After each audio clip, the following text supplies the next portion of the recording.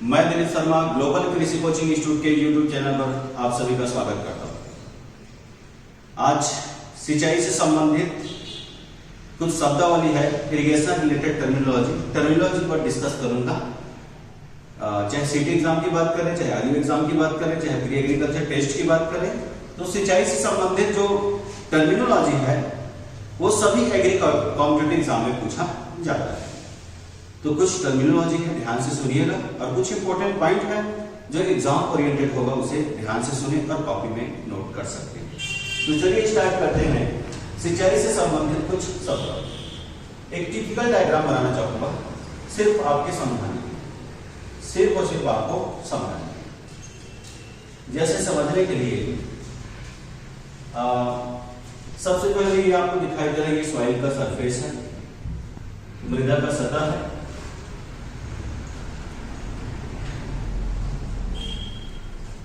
तो भूमि में जैसे जैसे पानी गिरता है, रेनफॉल होता है, तो भूमि में जल का नीचे की ओर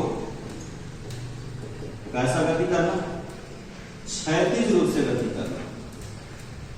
तो भूमि में सॉइल पे वाटर एंट्री करता है, देन नीचे से हॉरिजॉन्टल मूवमेंट करता है।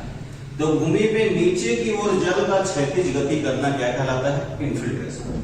क्या कहलाता है भाई? इनफिल्ट्रेशन। जब फील्ड ना सैचुरेटेड कंडीशन पे ना होकर के अनसैचुरेटेड कंडीशन पे होता है, तो जो सॉइल में जो वाटर का मूवमेंट है वो हॉरिजॉन्टल मूवमेंट करता है। इसीलिए कहते हैं the horizontal movement of water into the soil. मतलब भूमि के नीचे की ओर जल का क्षैतिज रूप से गति करना क्या कहलाता है? इनफिल्ट्रेशन। ध्यान दीजिएगा। नेक्स्ट पॉइंट की बात करेंगे तो जो वाटर जो होता है डायरेक्ट सॉइल के नीचे चला जाता है, और नीचे की ओर वाटर का मूवमेंट करना क्या कहलाता है? वर्टिकल। क्या कहलाएगा? वर्टिकल या downward.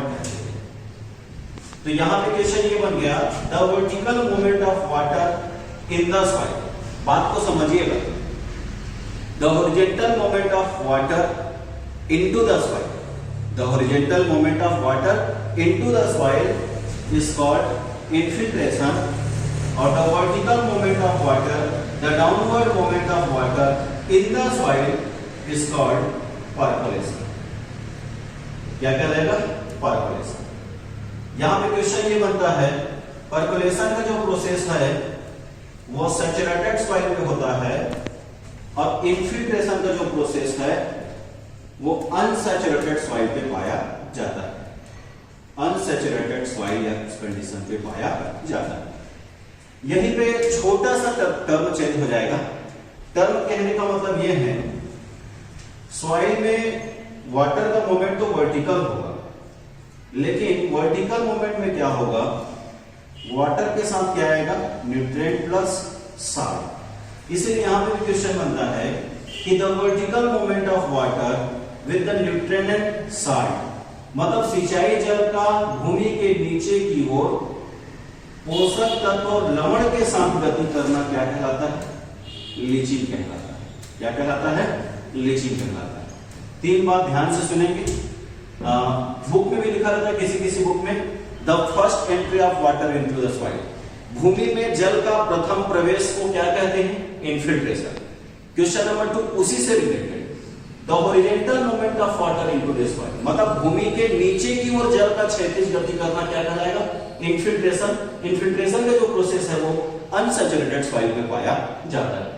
Next question, the vertical movement of water in the soil, भूमि के नीचे की ओर जल का गति करना क्या कहलाता है? परकोलेशन। जो कौन सी कंडीशन पे होता है? सैचुरेटेड कंडीशन में होता है। सॉइल पे वाटर का वर्टिकल मूवमेंट करना, लेकिन उस वाटर के साथ न्यूट्रिएंट साल्ट का चले जाना क्या कहलाता है? लीचिंग। इसीलिए कहते हैं कि the vertical movement of water with the nutrient salt is called leaching. मतलब भूमि के नीचे की ओर पोषक तत्व और लवण का चले जाना क्या कहलाता है? लीचिंग कहलाता है। नेक्स्ट पॉइंट हम डिस्कस करते हैं, भूमि के ऊपर से, भूमि के ऊपर से जल का हॉरिजॉन्टल मूवमेंट करना। भूमि के नीचे से जल का हॉरिजॉन्टल मूवमेंट करना क्या कहलाता है? इनफिल्ट्रेशन। बुक में लिखा रहता है the excess flow of water from the soil surface, मतलब भूमि की सतह से अतिरिक्त जल का बहकर नष्ट होना क्या कहलाता है? Run of. लेकिन इसको दो तरीके से क्वेश्चन पूछा जाता है। भूमि के ऊपर से अतिरिक्त जल का बहकर नष्ट होना रन ऑफ कहलाता है। दूसरी बात यह है कि the horizontal flow of water from the soil surface, भूमि की सतह पर जल का क्षैतिज बहाव या हॉरिजॉन्टल मूवमेंट करना भी क्या कहलाता है? Run of. और रन ऑफ से बहुत ही मोस्ट इंपॉर्टेंट क्वेश्चन ये पूछा जाता है कि maximum loss of water, maximum loss of water, जल की सबसे ज्यादा हानि किस प्रक्रिया से होता है? तो जो वाटर का सबसे ज्यादा मैक्सिमम जो लॉस होता है वो किस प्रोसेस से होता है? रन ऑफ से होता है। ओके, ये चार बहुत ही मोस्ट इंपॉर्टेंट टर्मिनोलॉजी है, इसको आपको याद रखना है। एक बार और रिवाइज कराना चाहूंगा, ये लास्ट है मेरा। The horizontal movement of water into the soil is called infiltration. The downward या the vertical movement of water in the soil is called percolation. Then the vertical movement of water with the nutrient and salt is called leaching. Then the horizontal movement of water upper surface of the soil या surface of the soil is called runoff. Then maximum loss of water by which process? मृदा में जल की सर्वाधिक हानि किस प्रक्रिया से होता है? आंसर लगाएंगे क्या? Run of. इसके बाद कुछ और महत्वपूर्ण टर्मिनोलॉजी है, उसको अपन देखेंगे। नेक्स्ट वन हम टर्मिनोलॉजी की बात करेंगे। यहाँ पे 5 और टर्मिनोलॉजी आपको दिखाई दे रहा है। Delta, duty of water, base period, paleo and kor water. आपको जब कभी भी एग्जाम में पूछा जाएगा तो डायरेक्टली पूछा जाएगा what is duty, what is delta, what is base, what is paleo, what is kor water. तो आइए देखते हैं, टर्म को ही समझना है। जैसे कि समझने के लिए मैंने पॉइंट बनाया है डेप्थ, ध्यान से समझिएगा, फिर मैं एक साथ इसका डेफिनेशन कंप्लीट कर दूंगा। यहां पे शब्द क्या याद रखना है? टर्म आपको डेप्थ। टर्म की बात करेंगे next, total amount,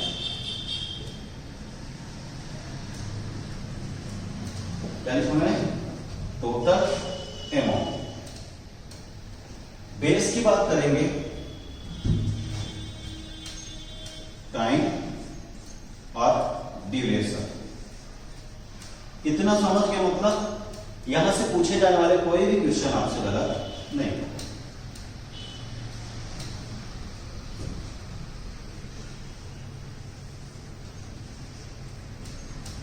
before sowing, क्या लिखा मैंने? Before sowing.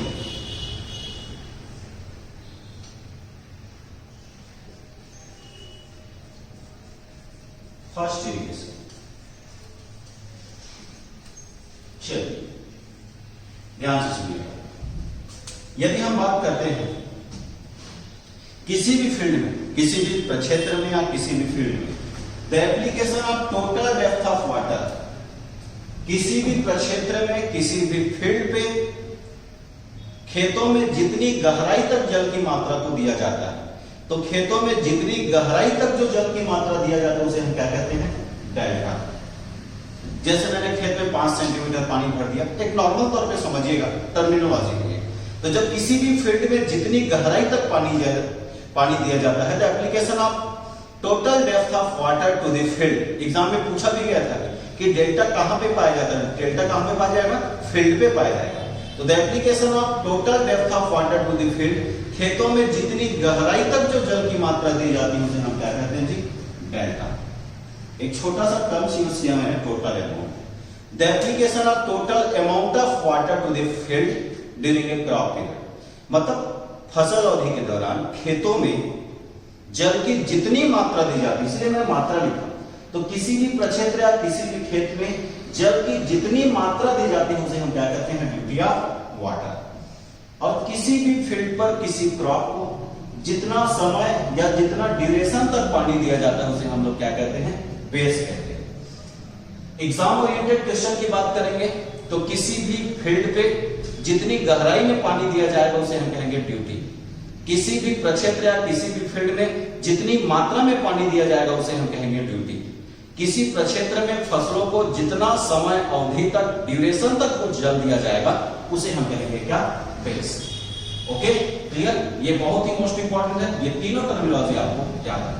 And next one हम बात करेंगे फैल्को। जब किसी भी फील्ड पर बिफोर सोइंग या बिफोर सीड जर्मिनेशन, मतलब बुआई से पहले या बीजों के अंकुरण से पहले यदि किसी भी प्रक्षेत्र में पहली बार जल दिया जाएगा, पहली बार इरिगेशन किया जाएगा, तब उसे हम क्या कहते हैं?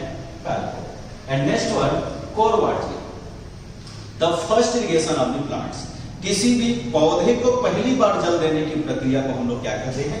कोर वाटरिंग कहते हैं। जैसे बात की बात, आपके पास एक इरिगेशन अवेलेबल है व्हीट क्रॉप के लिए, गेहूं के लिए आपको एक सिंचाई की सुविधा है आपके पास, तो आप उस फसल को पहली बार पानी कौन सी स्टेज पे दे रहे हो? सीयर स्टेज। यहां पे कहने का मतलब यह है, यदि बिफोर सोइंग या बिफोर सीड जर्मिनेशन यदि पहली बार खेत में पानी देंगे तो कहलाएगा फैल्को, और पौधे को जिस स्टेज में या फिर जब कभी भी पहली बार पानी देंगे, इसी कारण कहते हैं कि the first irrigation of the crop is called kor watering. Then next one, तीन और टर्मिनोलॉजी के बारे में आपको बताऊंगा।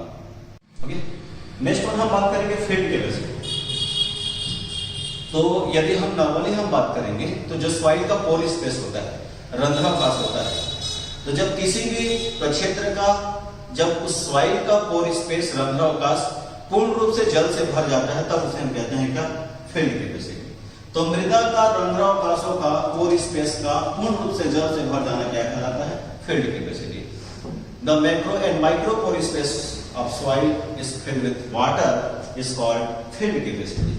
यदि फील्ड कैपेसिटी की बात करेंगे तो ये होता है 1/3 atm atmospheric pressure.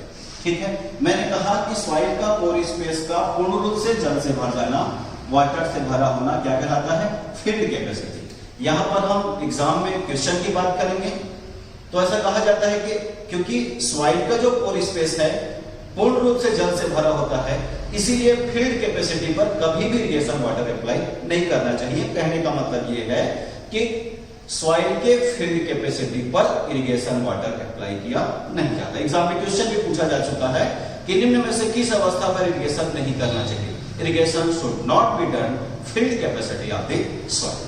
Clear? Next one हम बात करेंगे विल्टिंग पॉइंट।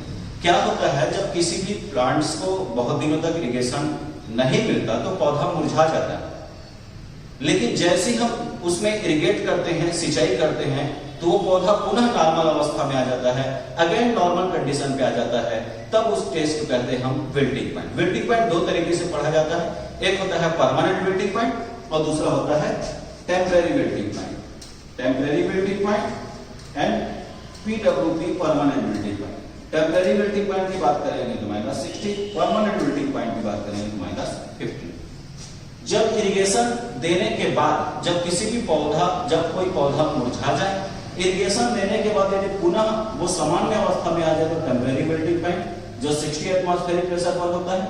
यदि इरिगेशन के बाद भी यदि पौधा सामान्य अवस्था में ना आए तो परमानेंट विल्टिंग पॉइंट जो -15 एटमॉस्फेरिक प्रेशर पर होता है।